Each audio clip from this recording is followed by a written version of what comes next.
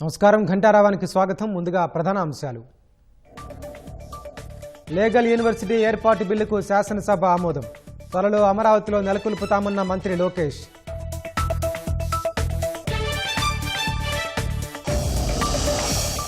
విశాఖ ఏయూలో రెండో రోజు విద్యార్థుల ఆందోళన. వసతులు కల్పించాలంటూ బీసీ ఛాంబర్ ముట్టడి.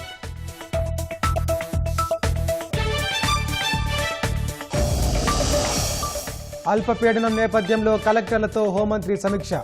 ఎలాంటి పరిస్థితులనైనా ఎదుర్కొనేందుకు సిద్ధంగా ఉండాలని సూచన.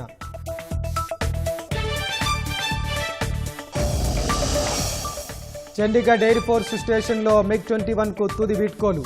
వాయుసేనలో సుదీర్ఘ కాలం పాటు సేవలందించిన ఫైటర్ జెట్లు.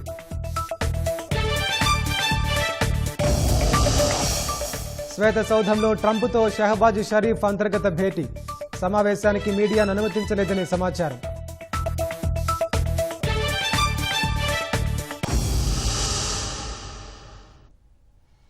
విశాఖ ఆంధ్ర వర్సిటీలో విద్యార్థులు రెండో రోజు ధర్నాకు దిగారు. సమస్యలు పరిష్కరించాలంటూ వీసీ ఛాంబర్ను ముట్టడించారు. విద్యార్థుల ఆందోళనపై వీసీ మాట్లాడుతున్నారు. ప్రత్యక్ష ప్రసారం చూద్దాం. ప్రకారం తీసుకుని వెళ్ళాలి అన్నప్పుడు నేను స్వయంగా పేరెంట్స్ని తీసుకుని కేజీహెచ్కి వెళ్ళి 4:30 నుంచి రాత్రి 10 వరకు ఉండి ఆ ప్రాసెస్ అంతా వాళ్ళకి ఏం సహాయ సహకారాలు అందించాలో కేజీహెచ్ అధికార వర్గంతో మాట్లాడి వాళ్ళకి స్మూత్గా చేయడం జరిగిందండి. తర్వాత నిన్న రాత్రి వెబ్సైట్లోని న్యూస్ పేపర్లో నేను ఆల్వేస్ వెల్కమ్ అండి. స్టూడెంట్స్ శాంతియుతంగా వస్తే మాట్లాడడానికి నేను లేదండి. రోజు 4 నుంచి 5 రోజు 4 నుంచి 5 అపాయింట్మెంట్ లేకుండా ఎవరన్నా రావచ్చు. మీరు కావాలంటే నా రికార్డు చెక్ చేసుకోవచ్చు. దయచేసి మీరు అర్థం చేసుకోండి. నేనేం రాజీనామా చేయనండి. నేను ఒక్కసారండి నేను ఎందుకు చేయాలండి? 6 సంవత్సరాల నుంచి ఇక్కడ ఏమిటి అంటే మీరు అర్థం చేసుకోవాలి. ఇప్పుడు వచ్చి నేను 6 నెలల్లో నేను ఏమైనా యూనివర్సిటీని దిగరాజు చేసినా ఎందుకు నేను రాజీనామా చేయాలి? ఛాన్సలర్ గారు అపాయింట్ చేశారు. దయచేసి మీరు ఇలాంటి క్వశ్చన్లు అడగొద్దు నన్ను. ధన్యవాదాలు.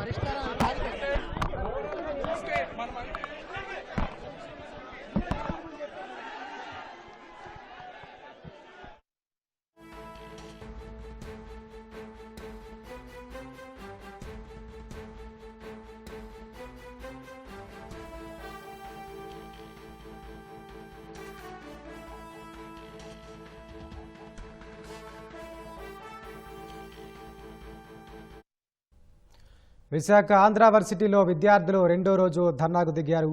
సమస్యలు పరిష్కరించాలంటూ వీసీ ఛాంబర్ను ముట్టడించారు.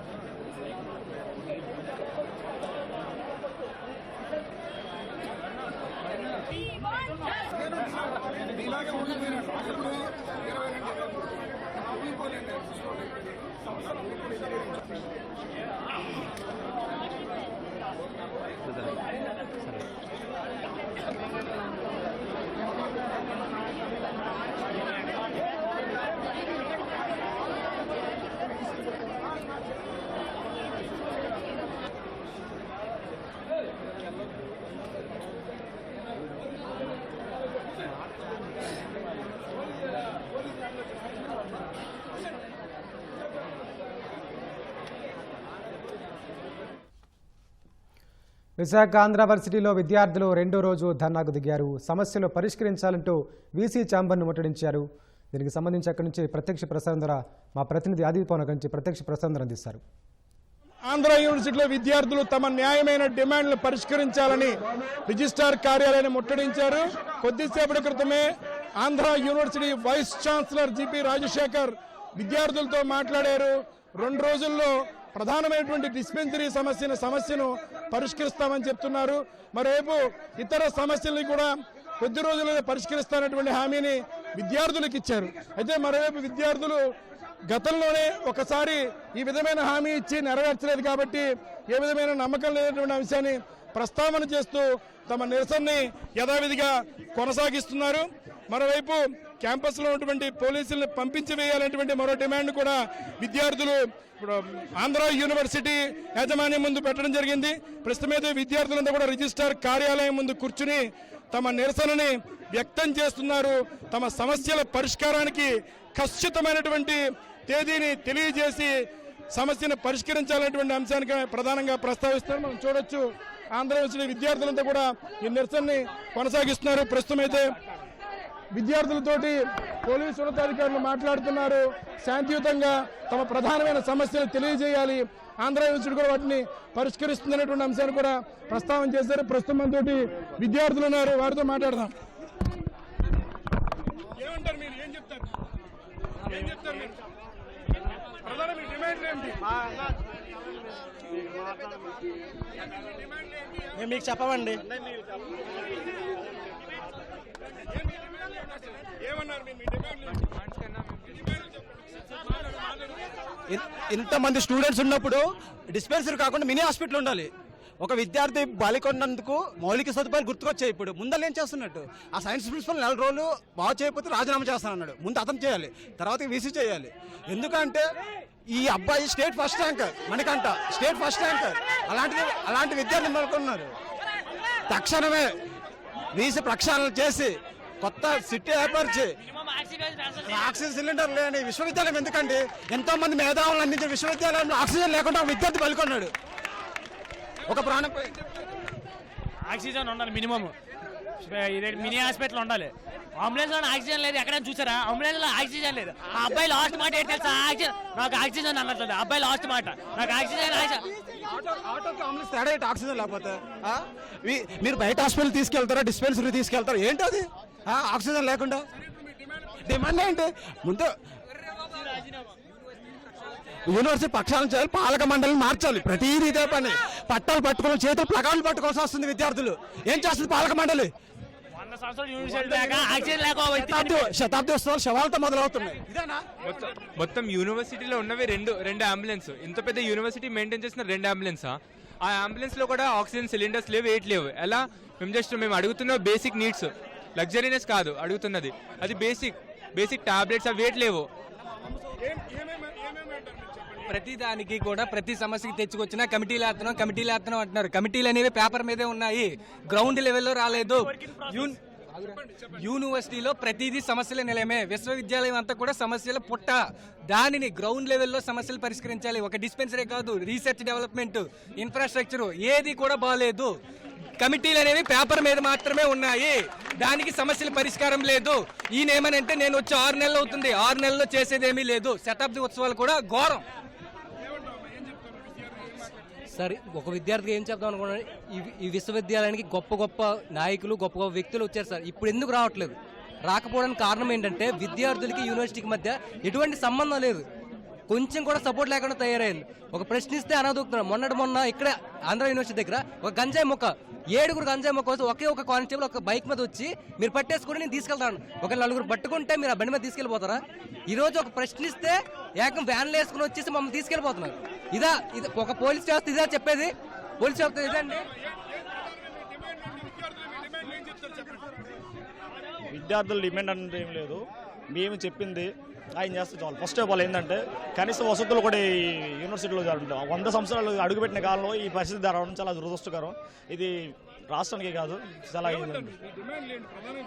ప్రధాన డిమాండ్ ఏమి లేదు. First of all health facility అనేది కట్టుకుంటే ఇంతవరకు వచ్చేది కాదు. హెల్త్ ఫెసిలిటీ మెరుగుపరిచేలాగా ఇంకా చర్యలు తీసుకుంటే చాలు. అంతే, ఇది విద్యార్థిగా నేను చెప్తాను.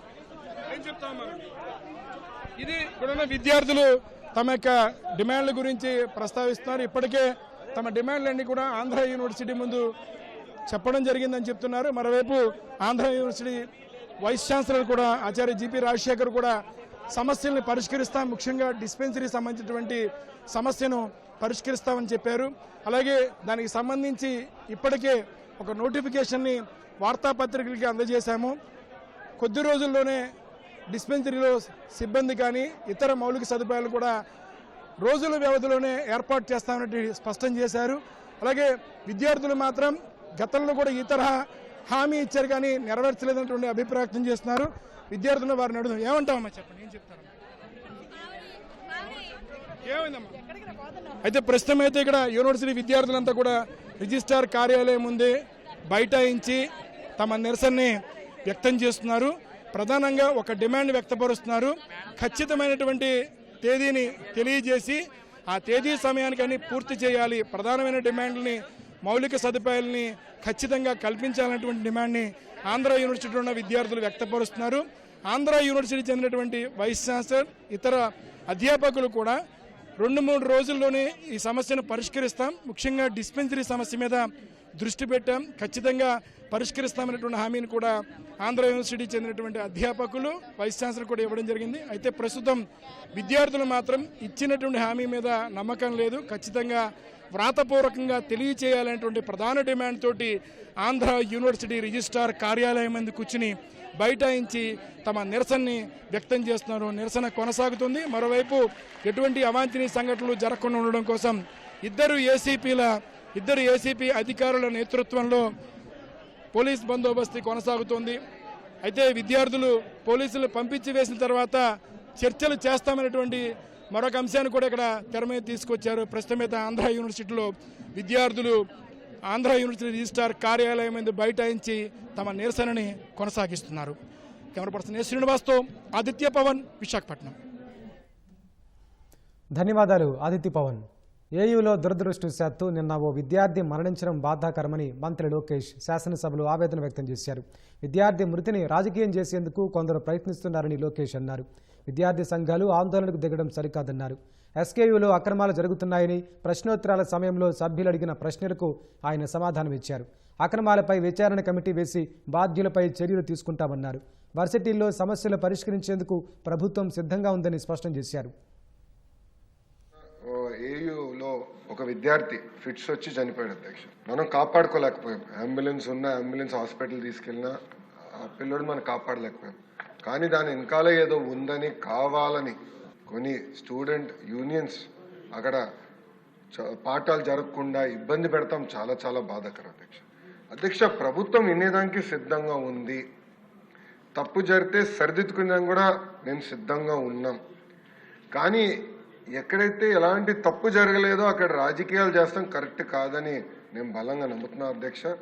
అందుకే ఇప్పుడు విద్యార్థి సంఘాలు కానివ్వండి, వాళ్ళ నాయకులను కూడా కోరేది మొత్తం ఉన్నత విద్య కానివ్వండి, మనం అందరం కలిసికట్టుగా బలోపేతం చేయాలి, మెరుగుపరచుకోవాల్సిన అవసరం మనందరిపైన ఉంది. మీరు కూడా దీంట్లో భాగస్వాములే. కరికులం గురించి మాట్లాడదాం, ఇంప్రూవ్మెంట్స్ గురించి మాట్లాడదాం, కలిసికట్టుగా ముందరికి వెళ్దాం. పారదర్శకంగా అద్భుతమైన వైస్ ఛాన్సలర్స్ నియమిస్తున్నాం. ఎలాంటి పొలిటికల్ ఇంటర్ఫియరెన్స్ లేకుండా నియమిస్తున్నాం. ఎందుకు చేస్తున్నాం అంటే Andhra university among the top 100 యూనివర్సిటీగా తీర్చిదిద్దాలనే టార్గెట్ గౌరవ ముఖ్యమంత్రి నారా చంద్రబాబు నాయుడు గారు నాకు ఇచ్చారు అధ్యక్ష. ఇక్కడ ఏమవుతుందంటే కొంతమంది వాళ్ళ స్వార్థం కోసం కావాలని విశ్వవిద్యాలయాల్లో ఇలాంటి కార్యక్రమాలు చేస్తాం. చాలా చాలా బాధాకరం. ఈ హౌస్ నుంచి కూడా వాళ్ళని కోరుతున్నాను, రండి కూర్చోండి, మన సమస్యలు మనమే పరిష్కరించుకోవాలి తప్ప పెద్ద పోరాటాలు చేయాల్సిన అవసరం లేదు. గత ప్రభుత్వంలో కాదు, ఎక్కడ మేము ఆంక్షలు పెట్టట్లేదు, పోలీసులను పెట్టట్లేదు.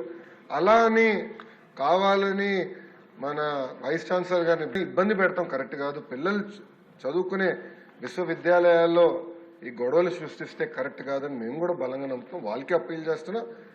లేదు వాళ్ళు మారపోతే మటుకు కఠినమైన యాక్షన్ మేమైతే తీసుకుంటాం అధ్యక్ష. పరిశ్రమల ఏర్పాటులో లోకల్ వారిని ఎక్కువగా ప్రోత్సహించాలని అధికారులను ఆదేశించినట్లు పరిశ్రమల శాఖ మంత్రి టీజీ భరత్ తెలిపారు. మెగా పారిశ్రామిక పార్కుల అభివృద్ధిపై శాసనమండలిలో ప్రశ్నోత్తరాల వేళ సభ్యులు ఆలపాటి రాజా, భూమిరెడ్డి రాంగోపాల్ రెడ్డి అడిగిన ప్రశ్నలకు ఆయన సమాధానం ఇచ్చారు. లోకల్, నాన్ లోకల్ అని కాకుండా మార్గదర్శకాల ప్రకారం అందరికీ ఇన్సెంటివ్లు వర్తిస్తాయన్నారు. 175 నియోజకవర్గాల్లో ఇండస్ట్రియల్ పార్కులు ఏర్పాటు చేస్తున్నట్లు తెలిపారు. లోకల్ నాన్ లోకల్ అనేది సబ్జెక్ట్ రాదు అధ్యక్ష. అది incentives will apply to everyone. అలాగే ఫ్రీ సిటీ అనుకోండి, లేకపోతే ప్రైవేట్ ఇండస్ట్రియల్ పార్క్స్ కొన్ని ఉన్నాయి, దాంట్లో లోకల్స్ కి ఇస్తా లేదని చెప్పి సభ్యులు చెప్తున్నారు. బట్ మేమైతే రెగ్యులర్ గా డిస్కషన్ చేస్తున్నాము. లోకల్స్ కి ఎంకరేజ్ చేయాలనే దానికోసమే స్కిల్ డెవలప్మెంట్ అంటే కొన్ని స్కిల్స్ వచ్చి ఎక్స్పీరియన్స్ ఉండే వాళ్ళు ఉంటే వాళ్ళని తెచ్చుకొని ఉంటారు. బట్ ఖచ్చితంగా మన సైడ్ నుంచి ప్రభుత్వం నుంచి అయితే లోకల్స్కే వీఆర్ బీన్ ఎంకరేజింగ్. అండ్ అదే కాకుండా స్కిల్ డెవలప్మెంట్ సెంటర్స్లో పెట్టి వాళ్ళ కావాల్సింది ఏమన్నా ఉంటే ఆ స్కిల్ అప్గ్రేడేషన్ కూడా ప్లాన్ చేసే దాంట్లో ఉన్నాం అధ్యక్ష. ఖచ్చితంగా లోకల్స్కే ప్రిఫరెన్స్ అనేది ఉంటుంది. అండ్ ఇదొక నోషన్ ఏమో అనుకుంటాను, ఎందుకంటే చాలా మంది అనుకుంటుంటారు లోకల్స్కి ఇస్తలేరని. దాంట్లో కొంత భాగం కొంత ఇంపార్టెంట్ ఎక్స్పీరియన్స్ ఉండే వాళ్ళని మాత్రం తెచ్చుకుంటుంటారు. బట్ కొన్ని చోట్ల మీరు అన్నట్లు కంప్లీట్ అనేది నాకైతే ఎక్కడ లేదు. బట్ అట్లాంటిది ఏదైనా ఉంటే ఖచ్చితంగా వాళ్ళతో డిస్కస్ చేసి ఖచ్చితంగా లోకల్స్కే ఎంకరేజ్ చేయమని చెప్పి మాత్రం చెప్తాం. అలాగే 175 పార్క్స్ 175 అసెంబ్లీస్లో పెట్టాలనే ఉద్దేశంతోనే ఈ 1 ఫ్యామిలీ 1 ఎంటర్ప్రెన్యూర్ అనేది కాన్సెప్ట్తోనే పోతా ఉన్నాం. అది ఖచ్చితంగా నెరవేరుస్తుందని ఆశిస్తున్నాం. ఖచ్చితంగా ఇప్పటికే 50 పార్కులకి ఇనాగ్రేషన్, కొన్ని కమెంట్స్ కూడా అయిపోయినాయి. ఇంకా ముందు 125 పార్కులు ఉన్నాయి, అవి కూడా ప్లాన్ చేస్తున్నాం. ఇవి కాకుండా మెగా ఇండస్ట్రియల్ పార్క్స్ ఇవే కాకుండా ఒక ప్రైవేట్ తరఫున నుంచి ఒక ప్రపోజల్స్ వచ్చినాయి అధ్యక్ష. మన ప్రైవేట్ పార్క్ పాలసీ కింద దాదాపు 5 పార్క్స్ శ్రీ సిటీ కూడా ఫర్దర్ ఇంకా ఇంప్రూవ్ చేయాలని చెప్పి వాళ్ళు, తర్వాత ఇఫ్కోది కూడా కోల్డ్ స్టోరేజ్లో వెళ్ళిపోయిండే దానికి వాళ్ళకి ఈ మధ్య కాలంలో మనము పార్క్కి ప్లాన్ చేశాం. అలాగే Dhirubhai Ambani green tech park నెల్లూరులో ఉంది, అది కూడా వాళ్ళు ప్రపోజల్ ఇస్తున్నారు డెవలప్ చేసేదానికి. విజయనగరంలో JSW ఇండస్ట్రియల్ పార్క్, తిరుపతిలో కూడా KENCES అని చెప్పి వాళ్ళు కూడా ఒక పార్క్ కోసం వస్తున్నారు. అంటే ఇవి మోర్ దెన్ 1000 acres పైన ఉండేది. బిలో 1000 acres ఉండే పార్క్స్కి దాదాపు 14 మనకి అప్లికేషన్స్ వచ్చినాయి, వర్కౌట్ చేస్తున్నాం. క్యాబినెట్ నుంచి క్లియర్ అయ్యే కూడా గ్రౌండ్ దానికోసం ఏం పాసిబిలిటీస్ ఉన్నాయో అవన్నీ కూడా డిస్కషన్ అవుతూ ఉంటుంది. సో 20 లక్షల ఉద్యోగాలు అనేది 100% 5 ఏళ్ళలో నెరవేరుస్తాం. గతంలో కొన్ని ల్యాండ్స్ని ఇండస్ట్రీస్ స్టార్ట్ చేయడానికి అలొకేట్ చేయడం జరిగింది. ఈ అన్స్టార్టెడ్గా స్టిల్ ఆ ల్యాండ్స్ అలాగే ఉన్నాయి. వీటి మీద ఏదైనా చర్యలు తీసుకున్నారని మీ ద్వారా అధ్యక్ష. ల్యాండ్ అలాట్మెంట్స్ అనేది రెగ్యులర్గా చెప్తా ఉన్నాం. DPR బట్టే ల్యాండ్ అలాట్మెంట్స్ అవుతాయి అధ్యక్ష. వాళ్ళు ఒకవేళ నెరవేర్చలేదనుకోండి ఆ DPR ప్రకారం వాళ్ళకు ఆల్రెడీ నోటీసెస్ పంపించడం జరిగింది. దాదాపు మన ప్రభుత్వం వచ్చిన తర్వాత దాదాపు నాకు తెలిసి 1000 పైన నోటీసులు పంపించాము. ఎవరైతే సో క్యాన్సిలేషన్ నోటీస్ అనేది జరుగుతుంది, ఆ ప్రక్రియ అనేది కంటిన్యూస్ ఉంటుంది. అట్లాంటి ఇంకా దృష్టికి ఏమన్నా సభ్యులుగా అని చెప్పి ఈ స్పెసిఫిక్ వాళ్ళకి నోటీసులు పోలేదు వాళ్ళు చెప్పిన దానికంటే మాకు దృష్టికి తెస్తే ఖచ్చితంగా అవి కూడా నోటీసులు ఇచ్చి క్యాన్సిలేషన్ పోతాం అధ్యక్ష. తెలంగాణలోని మేడ్చల్ జిల్లాలోని ఘట్కేస్ రైల్వే స్టేషన్లో కలకలం నెలకొంది. ఉగ్రవాదులు ఉన్నారనే సమాచారంతో హౌరా నుంచి వస్తున్న ఫలక్నుమా ఎక్స్ప్రెస్ను పోలీసులు ఆపి తనిఖీలు నిర్వహించారు. RPF, GRP, ఘట్కేసర్ పోలీసులు ప్రత్యేక బృందాలుగా ఏర్పడి రైల్లో ముష్కరుల కోసం గాలించారు. గంటన్నర పాటు రైలును అనువనువున పరిశీలించిన ఉగ్రవాదులెవరూ తారసపడలేదు. దీంతో తనిఖీలు పూర్తి చేసిన పోలీసులు ఫలక్నుమా ఎక్స్ప్రెస్ రైలును సికింద్రాబాద్కు పంపించారు.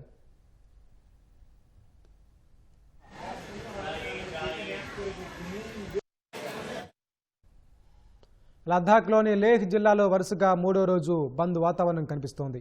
దుకాణాల మూసివేతతో నిత్యావసర వస్తువులు దొరక్క ప్రజలు ఇబ్బందులు పడుతున్నారు. పాఠశాలలు, రవాణా సేవలను నిలిపివేశారు. తినడానికి ఆహారం కూడా దొరకట్లేదని స్థానికులు వాపోతున్నారు. ప్రభుత్వ రేషన్ దుకాణాలను మూసివేశారని ఆగ్రహం వ్యక్తం చేస్తున్నారు. లద్దాఖ్కు రాష్ట్ర హోదా కల్పించాలని డిమాండ్ చేస్తూ ఈ నెల 24న లేహ్ అపెక్స్ బాడీ బంద్కు పిలుపునిచ్చింది. ఈ క్రమంలో భద్రతా బలగాలు, నిరసనకారుల మధ్య ఘర్షణ చోటు చేసుకోగా 4 మృతి చెందారు. మరో 90 మందికి పైగా గాయపడ్డారు. శాంతి భద్రతలను దృష్టిలో పెట్టుకుని అదే రోజు లేహ్ జిల్లా మెజిస్ట్రేట్ నిషేధాజ్ఞలు విధించారు.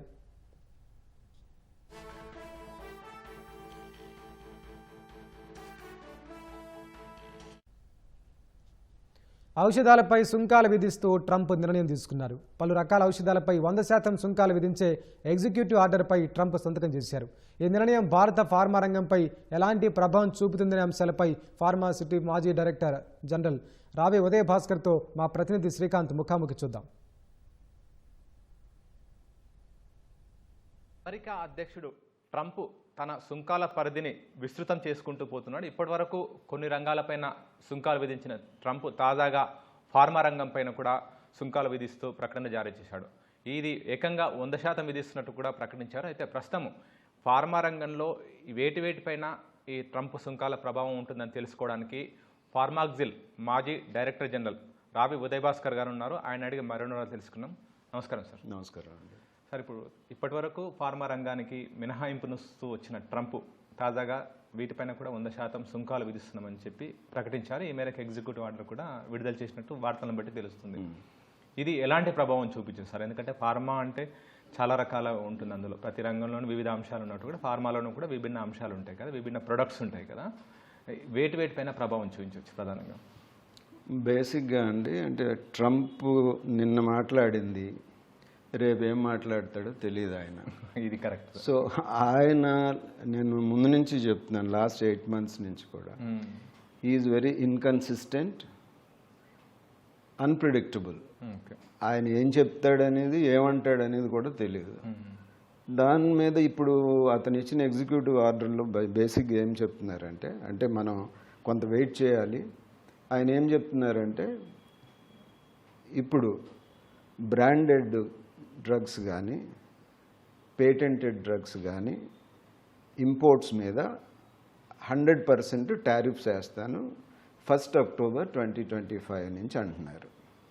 ఇప్పుడు వరకు ఏంటి, స్టార్టింగ్ నుంచి మీరు ఆయన ఇండియాతో మాట్లాడినప్పుడు రెసిప్రోకల్ టారిఫ్స్ అన్నారు, తర్వాత 25% అన్నాడు, తర్వాత 200% అన్నారు, ఆ తర్వాత రష్యన్ ఆయిల్ కొంటున్నాం కాబట్టి 50% అన్నారు. As of now there is ఆ టారిఫ్ని ఫార్మా వరకు ఎగ్జెంప్ట్ చేశారు. సో ఈ ఎగ్జెంప్షన్ అనేది బేసిక్గా కంటిన్యూ అవుతుందా అవదా అనేది మనం ఎగ్జామిన్ చేసినప్పుడు అవదనేదే కనబడుతుంది.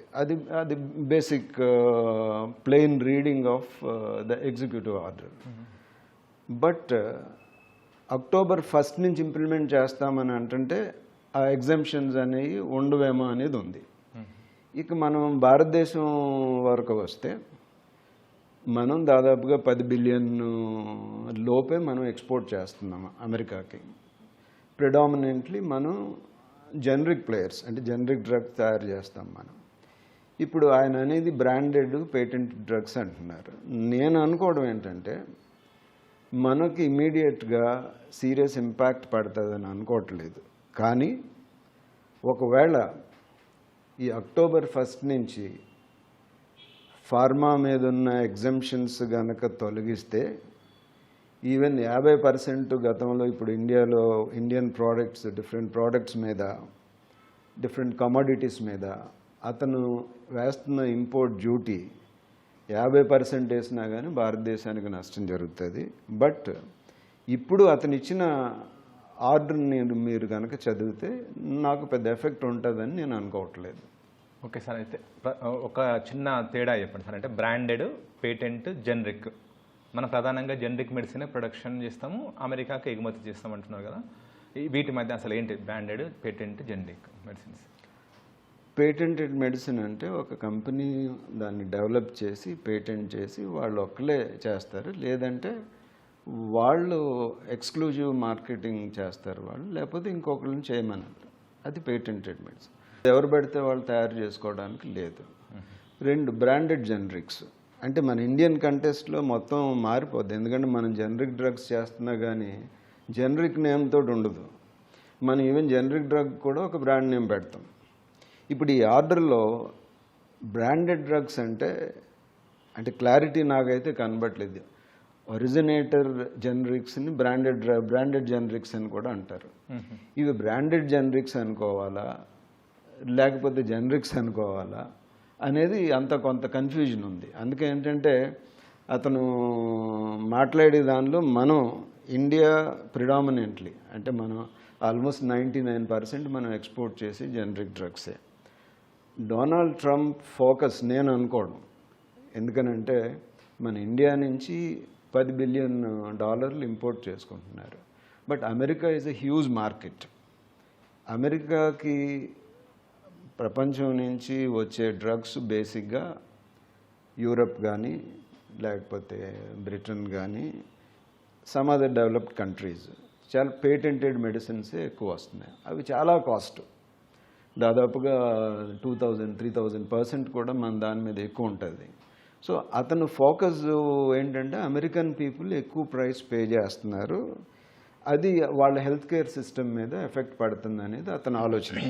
అందుకే ఏంటంటే ఆ డ్రగ్స్ కనుక అమెరికాలో ప్రొడ్యూస్ చేస్తే అసలు చార్జెస్ ఉండవు అంటున్నారు, ట్యాక్సెస్ ఉండవు అంటున్నారు. దానికి ఆల్రెడీ పెద్ద కంపెనీలు like Johnson and Johnson, Sanofi, ఇలా పెద్ద పెద్ద multinational companies already they promised and they started investing, they will manufacture there. అతని ఆలోచన ఏంటంటే, నేను అనుకోవడం, ఇండియా టార్గెటెడ్ ఎగ్జిక్యూటివ్ ఆర్డర్ కాదు. ఇండియా ప్రపంచంలో ఉన్న global generic market more than 400 billion అయితే మనం వాళ్ళకి ఎక్స్పోర్ట్ చేసేది 10 బిలియన్. మన ఎంటైర్ మార్కెట్ వచ్చేసరికి మనది 55-56 బిలియన్. అంటే మన మీద ఫోకస్ అని నేను అనుకోవట్లేదు, బట్ ఇన్ దట్ ప్రాసెస్ అంటే ఈ ఎంటైర్ ప్రాసెస్లో how the Indian pharmaceutical industry ఏ రకంగా ఎఫెక్ట్ అవుతుంది అనేది మనం ఆలోచించాలి. సార్, ప్రధానంగా ఫార్మా రంగంలో ప్రపంచ స్థాయిలో మన మార్కెట్ ముందుంది. ఇండియా నుంచి కరోనా వ్యాక్సిన్ కూడా ప్రపంచవ్యాప్తంగా మనం సరఫరా చేసాం. అలా చాలా మెడిసిన్స్ మనం ప్రపంచ దేశాలకు అందిస్తున్నాం. ఇప్పుడు ఈ జనరిక్ మెడిసిన్ వల్ల ఇప్పటివరకు టారిఫ్స్ విధించకపోయినప్పటికీ మనకి ఇంకా దాన్ని అవకాశంగా తీసుకోవచ్చు. ఇంకా అంటే చాలా కంపెనీస్ జనరిక్ మెడిసిన్స్ని ఎక్స్పోర్ట్ చేస్తున్నాయి అమెరికా కానీ ఇతర కంట్రీస్ కానీ. ఇప్పుడు ఈ టారిఫ్స్ జనరిక్ మెడిసిన్స్ పైన లేకపోవడం మనకి ఇంకా అవకాశంగా ఉంటుంది. అది అంటే అవకాశం ఇన్ ద సెన్స్ ఆల్రెడీ ఇంత ముందు నుంచి కూడా మనకి జీరో టారిఫ్ అయినప్పుడు మనం అమెరికాకి ఆల్మోస్ట్ 30% మన టోటల్ ఎక్స్పోర్ట్స్లో, అంటే దాదాపుగా 30 మిలియన్ ఎక్స్పోర్ట్స్లో 1/3 మన అమెరికాకే ఎక్స్పోర్ట్ చేస్తున్నాం. సో ఫర్దర్గా మనకి పెరిగే అవకాశాలు ఉన్నాయనంటే డిపెండింగ్ ఆన్ హిజ్ పాలసీస్. అంటే అతను పాత పాలసీనే కనుక కంటిన్యూ చేస్తాడని అనుకుంటే అది ఇండియాకి లాభదాయకంగా ఉంటుంది. ఎందుకంటే ఈ బ్రాండెడ్ జనరిక్స్ నుంచి జనరిక్స్కి షిఫ్ట్ అయ్యే అవకాశం ఉంటుంది. కానీ అతను ఈ ఇన్కన్సిస్టెంట్ అండ్ హేతుబద్ధం కాని రకంగా, అలాగే శాస్త్రీయంగా లేనటువంటి నిర్ణయాల వల్ల ఎలా ఉంటుంది అనేది మనం చెప్పలేం. మోరెవర్ అతను అమెరికన్ ప్రెసిడెంట్ మొన్న H1B వీసాస్ మీద ఒక ఎగ్జిక్యూటివ్ ఆర్డర్ ఇచ్చారు. ఏమన్నాడు, ప్రతి సంవత్సరం $100,000 అన్నాడు. $100,000 అంటే ఇప్పుడు ఇండియన్ దాని ప్రకారం దాదాపుగా 89 లక్షలు. మళ్ళీ వైట్ హౌస్ మరుసటి రోజు క్లారిఫికేషన్ ఇచ్చింది. మళ్ళీ ఇండియన్ పీపుల్ H1B వీసా ఉన్న వాళ్ళందరూ పరిగెట్టుకుని టికెట్లు బుక్ చేసుకుని కంపెనీస్ కూడా వాళ్ళకి డైరెక్షన్ ఇచ్చినాయి, మీరు ఇమీడియట్గా యుఎస్కి వెళ్ళిపోండి బిఫోర్ ఇట్ ఆపరేషన్ అనేది.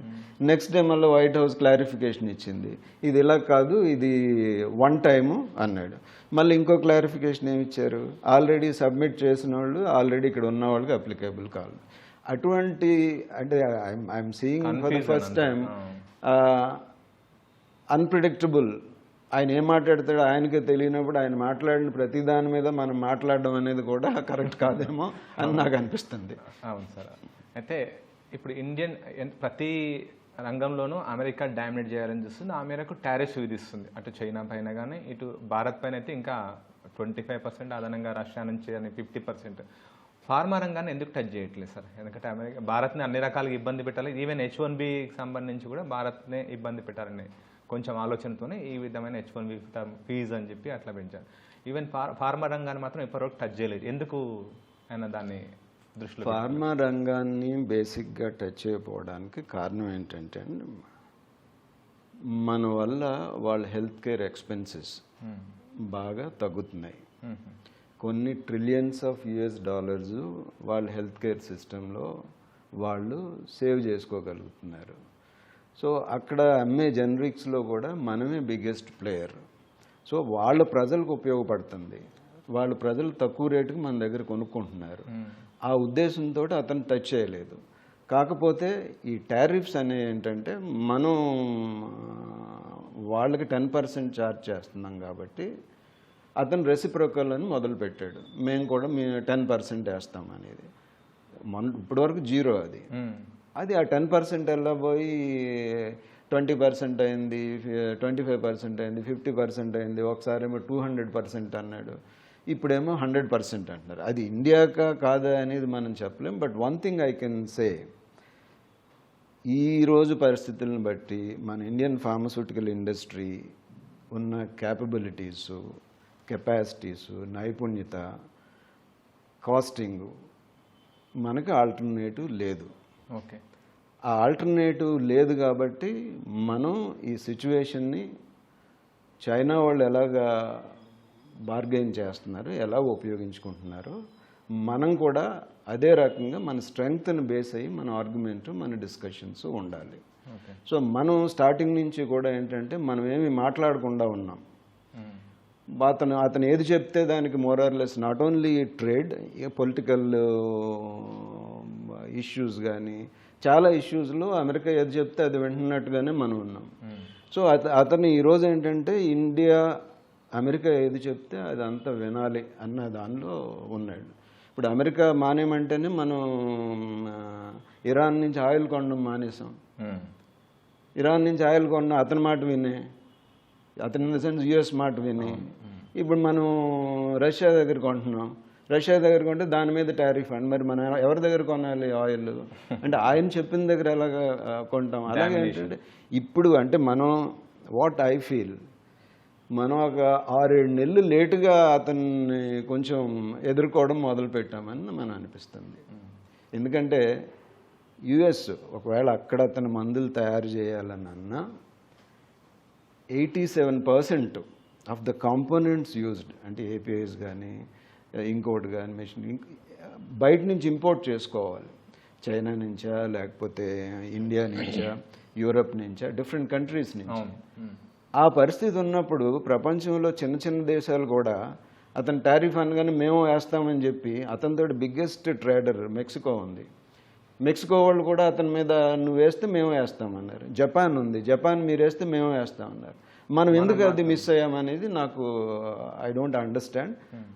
అక్కడి నుంచి అతను అడ్వాంటేజ్గా అతను తీసుకున్నాడు. సో మనం ఏంటంటే మన బలాన్ని మనం ప్రాపర్గా, పర్టికులర్గా in the area of pharmaceutical industry జనరిక్స్లో మన బలాన్ని మనం ప్రాపర్గా వాడుకోలేకపోయాం. 2, మన భారతదేశంలో ఉన్న యుఎస్ఎఫ్డిఏ అప్రూవ్డ్ సైట్స్ అంటే అమెరికా తర్వాత మనకే ఎక్కువ ఉన్నాయి. అలాగే ఏఎన్డిఏస్ మనం ఆల్మోస్ట్ మోర్ దెన్ 40% ఏఎన్డిఏస్ ఉన్నాయి.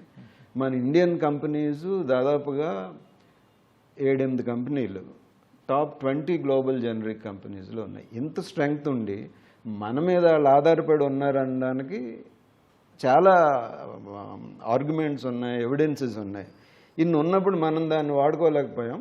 అతను ట్రంప్ ఏంటంటే ఇండియా ప్రజల్ని, ప్రపంచాన్ని ఇబ్బంది పెట్టడం కాదు, వాళ్ళ మనుషులను కూడా ఇబ్బంది పెడుతున్నాడు. ఎందుకంటే ఆయన ఒక వ్యాపారస్తుడు, ప్రతిదీ వ్యాపారం కింద చూస్తున్నాడు. సో ఆయన కన్సిస్టెన్సీ లేదు.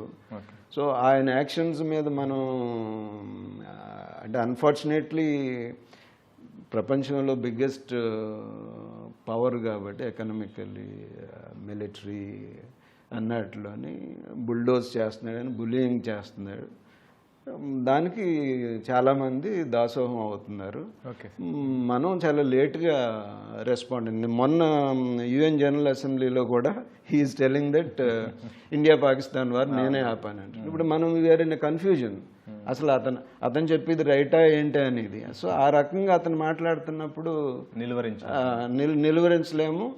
అతను మాట్లాడిన ప్రతి దాని మీద మాట్లాడడానికి కూడా నాలాంటి చాలా స్మాల్ పీపుల్కే చాలా విసుగ్గా ఉంది. ఓకే సార్, ఇప్పుడు బ్రాండెడ్ పేటెంట్ మెడిసిన్ని అమెరికా లెవెల్గా అంటే అమెరికా స్థానికంగా ప్రొడక్షన్ చేయాలనేది ఆయన టార్గెట్గా ఈ టారిఫ్ విధించారు కదా, అది పాసిబుల్ అవుతుందా వాళ్ళకి? అంటే పాసిబుల్ అవుతుందా అంటే ఇప్పుడు బిగ్ ఎకనామిక్ పవర్, చాలా యుఎస్ అనేది చాలా పెద్ద మార్కెట్, అంటే ఎక్కువ ఖర్చు పెట్టి డబ్బులు ఇది చేసే మార్కెట్. సో యుఎస్ మార్కెట్ని ఎవరు అంత ఈజీగా వదులుకోలేరు. మోరెవర్ యుఎస్లో డ్రగ్ ప్రైసెస్ కూడా ఎక్కువే ఉన్నాయి, అంటే జర్మనీ ఇటువంటి కంట్రీస్తో ఇది that more of a privatisation. So ఈ కండిషన్లో ఏంటంటే టైం పట్టొచ్చు, కానీ ఈ రకమైన ప్రెషర్ ఉంటే nobody effort to lose American market. అంటే చైనాలో ప్రజలు ఎలా ఎక్కువ మంది ఉన్నారో ఇండియాలో ప్రజలు ఎక్కువ మంది ఉన్నారు. ఇండియన్ కన్జ్యూమర్ ఇండియన్ మార్కెట్ని, చైనా మార్కెట్ని ఎలా ఇగ్నోర్ చేయలేరు ప్రపంచం, అలాగే అమెరికన్ ఎకనామిక్ పవర్ని ఎవరు ఇగ్నోర్ చేయలేరు. So he's exploiting that situation. అందుకే ప్రపంచం అంతా ఏంటంటే చాలా యాజిటేట్, అంటే డిస్టర్బ్డ్గా ఉన్నారు. Okay sir, thank you sir. Thank you అండి, థ్యాంక్ యూ సో మచ్. ప్రస్తుతం టారిఫ్స్ విషయంలో, ఫార్మా రంగంలో టారిఫ్స్ విషయంలో బ్రాండెడ్ పేటెంట్ అని ఆ ఎగ్జిక్యూటివ్ ఆర్డర్లో ఉంది. దానిపైన క్లారిటీ రావడానికి కొంచెం సమయం పట్టొచ్చు అని చెప్పి కూడా రావి ఉదయభాస్కర్ గారు చెప్తున్నారు. ఎందుకంటే H1B విషయంలో గందరగోళానికి దారితీసి తర్వాత విరమించుకున్నట్లే ఇందులోనూ టారిఫ్స్ విషయంలోనూ కూడా జెనరిక్ అనే పదం వాడలేదు, కానీ బ్రాండెడ్ జెనరిక్ అనేది కొంచెం కన్ఫ్యూజన్ ఉంది. దానిపైన క్లారిటీ వచ్చాక భారత ఫార్మా రంగానికైతే ఎలాంటి నష్టం వాడలేదు, ఎందుకంటే జెనరిక్ మెడిసిన్స్ అత్యధికంగా అమెరికాకు మనం ఎగుమతి చేస్తున్నాం కాబట్టి వాళ్ళు నష్టపోయే విధంగా ఈ నిర్ణయం ఉండకపోవచ్చు అని కూడా రావి ఉదయభాస్కర్ అభిప్రాయపడుతున్నారు. ప్రస్తుతం అయితే భారత ఫార్మా రంగానికి వచ్చే ఇబ్బందులు తక్కువనే ఆయన అభిప్రాయపడుతున్నారు. కెమెరా పర్సన్ చిరంజీవితో Srikanth, ETV news, Hyderabad.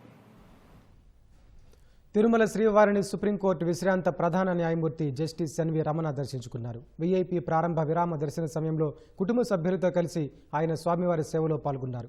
TTD అధికారులు జస్టిస్ ఎన్వి రమణకు స్వాగతం పలికి దర్శన ఏర్పాట్లు చేశారు. స్వామివారిని దర్శించుకుని మొక్కులు చెల్లించారు. అనంతరం రంగనాయకుల మండపంలో పండితులు ఆశీర్వచనం చేసి స్వామివారి తీర్థ ప్రసాదాలు అందజేశారు.